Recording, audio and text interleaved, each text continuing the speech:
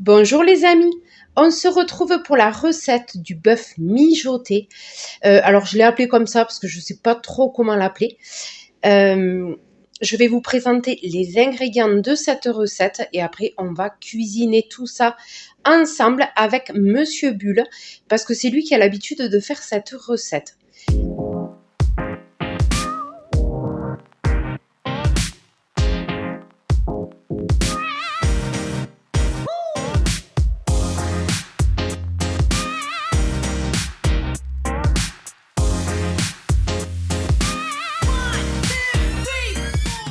Alors, vous aurez besoin de bœuf.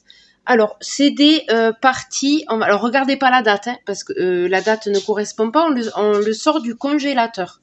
Ne me dites pas, c'est de la viande périmée. C'est pas le cas, hein, elle est toute fraîche. Voilà. Donc, c'est de la viande bovine. Voilà. Bon, il y a écrit pièce à brochette. En fait, vous prenez le morceau que vous voulez. Mais c'est surtout éviter de prendre des morceaux avec trop de gras. Voilà. Là, c'est vraiment du muscle. Voilà.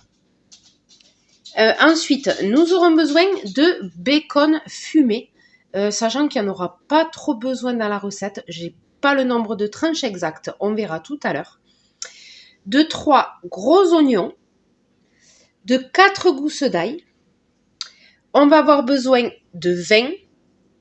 Alors, le vin rouge, vous prenez celui que vous voulez, celui que vous avez, voilà. Là, du coup, de l'eau. Nous mettrons 500 g d'eau, je pense, du coulis de tomate ou du concentré, comme vous voulez, du paprika, de l'huile d'olive, du sel, du poivre, de la farine et du sucre. Oui, alors c'est une recette assez quand même élaborée. Ça change des recettes que je vous propose d'habitude, toutes simples, toutes rapides, toutes économiques. Là, rien à voir. C'est la recette de Monsieur Bulle. Voilà. Allez, on a attaqué l'éminçage de la viande. Donc, on fait des tranches plutôt fines. Voilà, comme ceci. Et en tout, oui, je vous ai pas dit tout à l'heure, en tout, il y a à peu près 1 kg. 1 kg de viande. Voilà.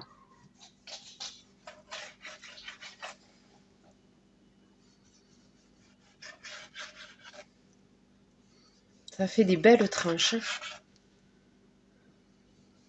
Pour ceux qui aiment la viande rouge, là, vous allez vous régaler. On va faire chauffer de l'huile d'olive. Le temps de finir d'émincer la viande. Comme ça, l'huile va chauffer. Voilà. Et Généo au pied, il est juste à côté de la viande. On ne sait jamais au cas où ça tombe. Il observe, je vous le dis, il n'en rate pas une miette. On ne sait jamais hein, si une tranche tombe par terre.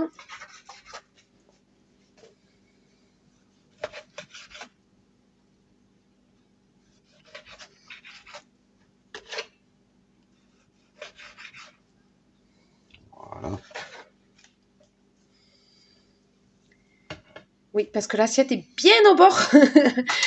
Et le chien, il est juste en dessous. Il attend qu'une chose, c'est qu'elle tombe. Il a juste à ouvrir la bouche et c'est bon. Allez, voilà, déjà, il y a le bœuf qui est prêt. Je vais préparer. Voilà, donc là, il y a à peu près 1 kg. Ensuite, on va prendre, c'est des paquets de 150 grammes, donc on prend la moitié à peu près du bacon. Et voilà, un moustique de mouille. La moitié du paquet? Ouais, à peu près. Ouais. D'accord, donc là, il y a 150 grammes dans un paquet. Et là, on prend la moitié. Donc, c'est vraiment à peu près. La moitié, le but du jeu. Donc, c'est du bacon fumé. Ouais.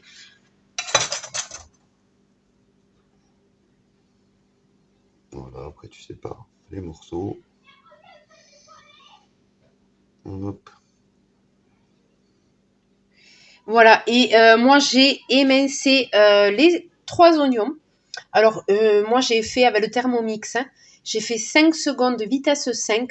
Et ça donne des tout petits bouts d'oignon. Ça, pour la sauce, ça va être juste parfait. Et j'ai préparé aussi une assiette d'ail. Je me suis occupée d'émincer l'ail.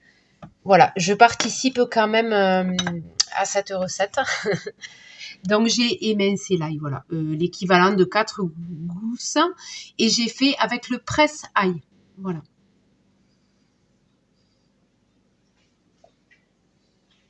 Et franchement, elle est belle, cette viande. Elle est très belle.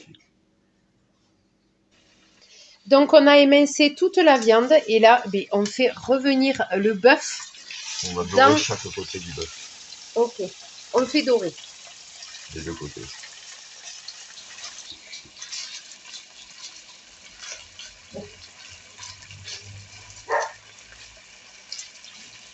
Voilà, juste doré à peine. Donc là, on l'a pré-cuit. C'est une pré-cuisson, on va dire. Ou doré de chaque côté, pour donner un petit peu le goût de... Sachant que là, on prépare, on est l'après-midi. Hein. On n'est pas du tout le soir. Et on va manger ce plat le soir. C'est-à-dire que le bœuf va bien mijoter. Donc, il faut quand même le préparer à l'avance, ce plat. C'est pas un truc qu'on fait au dernier moment.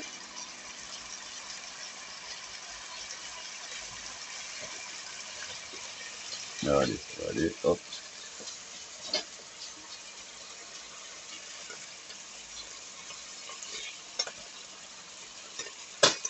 Oula, ça pétouille. On va arrêter de le faire.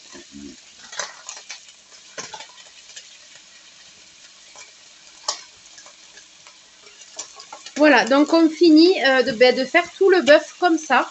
On fait revenir sur chaque côté. Pour avoir ce résultat, il faut que ça reste saignant au milieu. Voilà, comme ceci.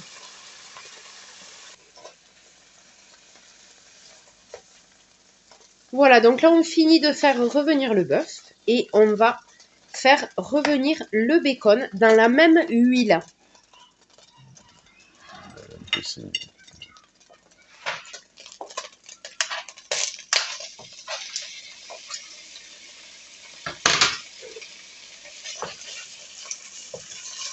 Voilà.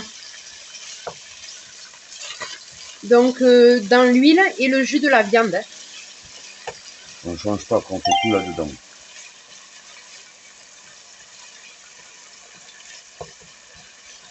Voilà, on sépare au maximum. Voilà, donc on a mis la moitié du paquet de bacon.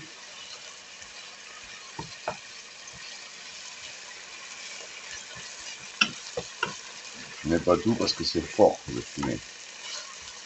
Ah oui, non, faut pas mettre tout le paquet. Ça. Puis voilà, en fait, c'est vraiment un dosage pour pas que le fumet prenne le dessus voilà, sinon... sur le goût du bœuf, quoi. C'est subtil, là.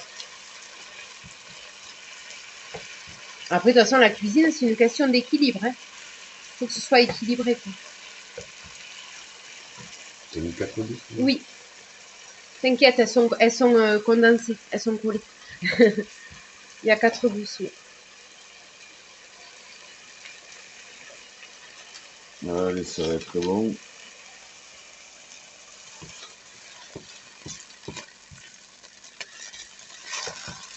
Oui, après, elles sont fines, les tranches, ouais, ça cuit vite. Elles sont déjà pré-cuites. Hein. Ouais, voilà. Avec les fromages. Ça cuit très vite.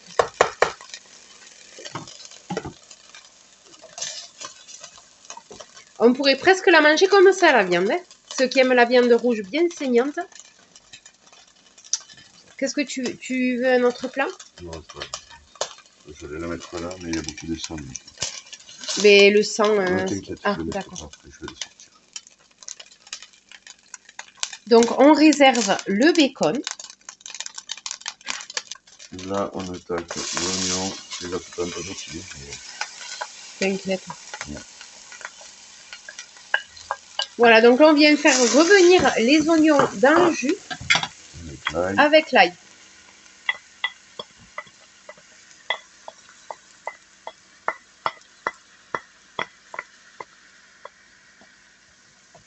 Et là, on va commencer à avoir une bonne odeur dans la cuisine. C'est vrai que les oignons, dès qu'on les fait revenir, ça sent trop bon. Avec de l'ail, ça tue. Voilà. Alors là, attention, on va mettre une cuillère à soupe de farine. Alors attends, je mets de l'autre côté. Donc là, on prépare la sauce, tout simplement. Une belle cuillère à soupe de farine. Ah ouais, bombé. Bombé, bombé la cuillère. Bombé. Ok. Du paprika. L'équivalent d'une cuillère à café. Ok, une cuillère à café de paprika. Mais au-dessus, quand tu fais ça, mets-toi au-dessus. Voilà. Donc une cuillère à café. Bombé aussi, hein. À y être. Non mais c'est bon. Après le paprika, franchement, on le sent à peine, quoi. Dans la recette finale. Si on me dit pas qu'il y a du paprika, je le sais pas. Une cuillère à café de sel. Top. Ouh là là là là. C'est bon. Et une de poivre. Et une demi de poivre. Oui, ou alors une cuillère à peine. Une cuillère rase, quoi. Voilà, ça dépend si vous aimez bien poivré ou pas. Voilà, Ouais. tout dépend de vous. Voilà, vous faites à votre goût. Hein. Vous assaisonnez. Voilà. Là, on va cuire tout ça. On va donner une couleur rouge à tout ça. Donc 500 ml d'eau chaude et 250 ml. Bon, 300 ml. Le vin, tu le fais chauffer? Non. Ah. 300 de vin, 500 d'eau et 300 ml. Voilà, donc on a fait revenir tout ça et on va rajouter la viande. Le bacon.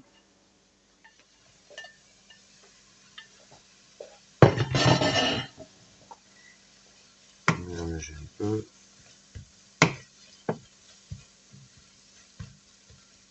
Ok. Maintenant, on va rajouter la viande.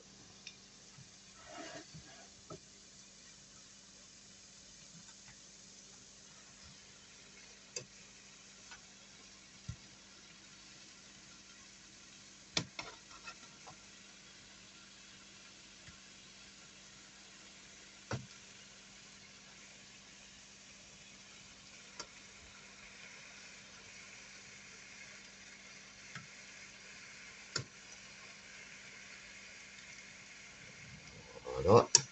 Allez, on met l'eau, 500 ml d'eau. Ok, donc on rajoute 500 ml d'eau chaude. Voilà. 300 de vin. Du vin rouge. Un peu de coulis de tomate à l'œil.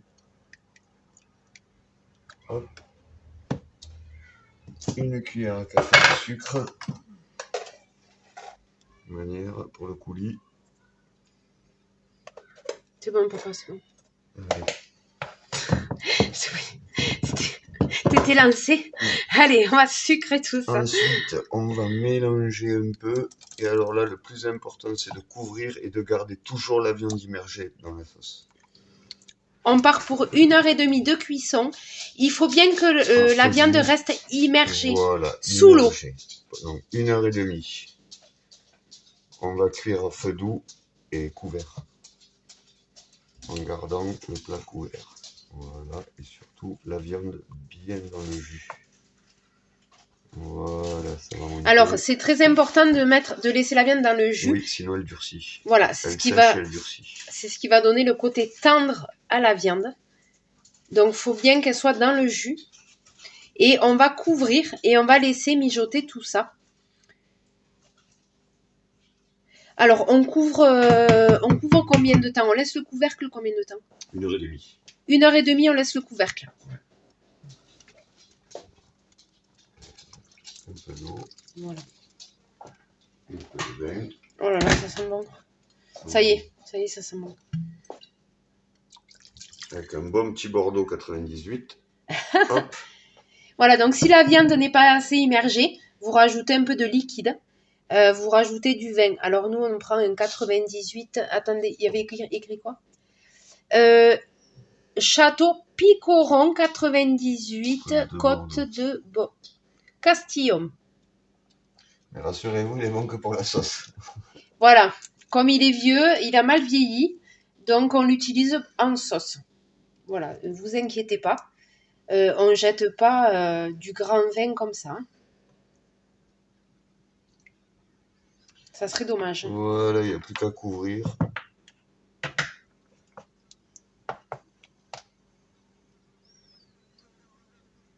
Voilà. Et maintenant, on va couvrir, on va laisser bouillir et couvrir. Laisser cuire pendant 1h30. Voilà, tous les morceaux sont dans le jus. Donc, tu as laissé à 7. Ouais, mais là, c'est plus comme ça chauffe. Après, je vais baisser à 6. Comme ça, on monte en ébullition. Mais... Bon, la plaque, ça y est. Vous avez vu, il y aura besoin d'un gros nettoyage derrière. Mais bon, c'est normal quand on cuisine. Ça pétouille. Allez, c'est bon. On a laissé... mais on laisse couvert. Et on laisse cuire 1h30. Voilà. On peut baisser là, papa, le feu. Ouais. À 5 non, ah non. Quand ça ah oui, quand ça bout. Ok, on va attendre que ça bout. Et dès que ça bout, on baisse le feu pour laisser mijoter. Voilà. Pendant 1h30. Pendant 1h30. Donc, vous mettez à 4, 5 maxi. Si vous avez une plaque électrique, vraiment un grand maximum. Et on laisse mijoter. Je vous retrouve pour la suite. Allez, ça fait 1h30 que ça mijote. On l'a baissé à 4. Hein. Voilà, on l'a laissé mijoter pendant 1h30. Et là, on va enlever le couvercle pour que le plat s'évapore un peu. Et voilà, là, il faut faire baisser en laissant la viande tout le temps. On monte un peu le feu. Voilà, donc là, on va continuer à faire cuire une dernière demi-heure. Et il faut bien faire attention que la viande ne sorte pas trop pour qu'elle reste bien dans le jus, tout en s'évaporant un peu. Il faut que le jus s'évapore un peu, voilà. Ouais, qu'il s'épaississe un peu. Donc voilà, on va laisser s'évaporer comme ça. Et du coup, là, on a monté à 5. Voilà. Pendant ce temps, on va préchauffer le four parce qu'on va déguster ce plat avec des rösti. Donc voilà, ça nous le temps de préchauffage du four plus la cuisson des rösti, le plat sera prêt. Allez, le four va pas tarder à être chaud. Je vais mettre les rösti sur la plaque.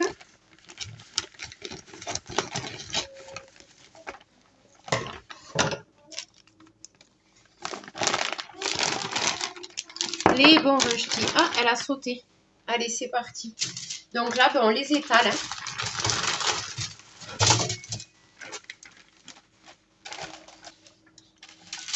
On vient les étaler sur la plaque.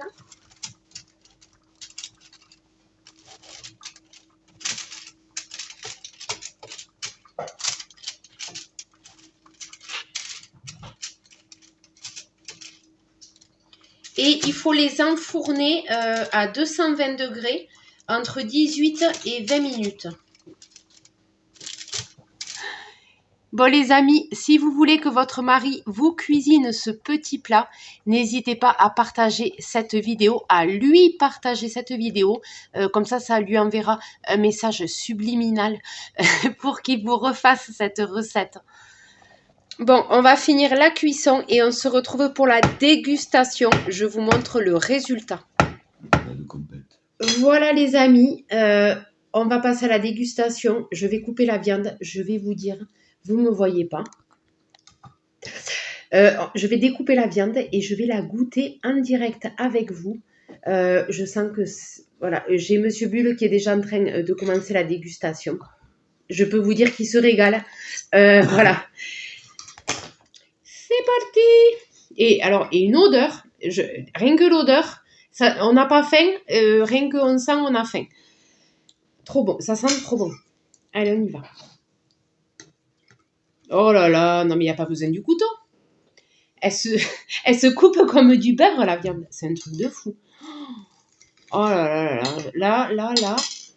Je vais te noter cette recette, papa.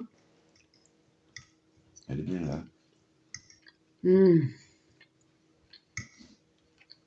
Elle est tendre. Mmh. Elle fond dans la bouche. Cuisson parfaite. Donc, on a mis 2 heures de cuisson, 1 heure et demie à couvert en laissant mijoter et 1/2 heure pour la fin sans le couvercle où on a augmenté un peu le feu pour que ça s'évapore. C'est juste parfait. En gardant la viande là.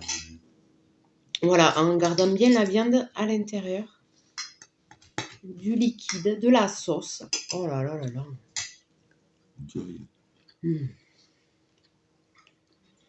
Et j'ai oublié de vous dire, c'est un plat, on va dire, pour 8 gros mangeurs. Voilà, c'est-à-dire que 8 personnes qui peuvent se resservir, enfin pas toutes, mais s'il y a des gros mangeurs parmi les 8, elles peuvent se resservir. Donc on va dire c'est entre 8 et 10 personnes. Voilà. Nous, on va faire 2 repas avec. S'il en reste de même, oui, il va en rester de même parce qu'on n'est pas 8.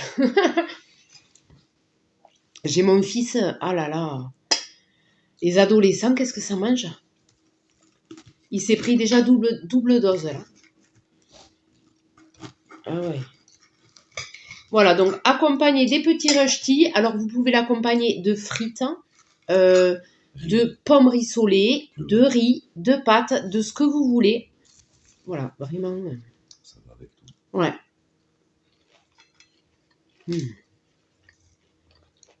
Avec les rösti, c'est sympa.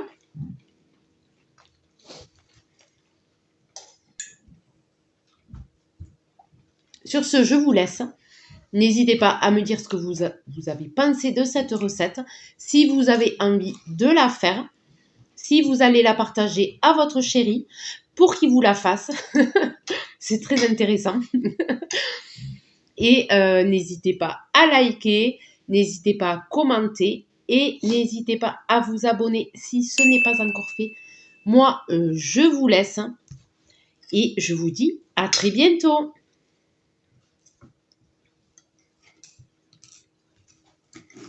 Un régal. T'es puissant, hein.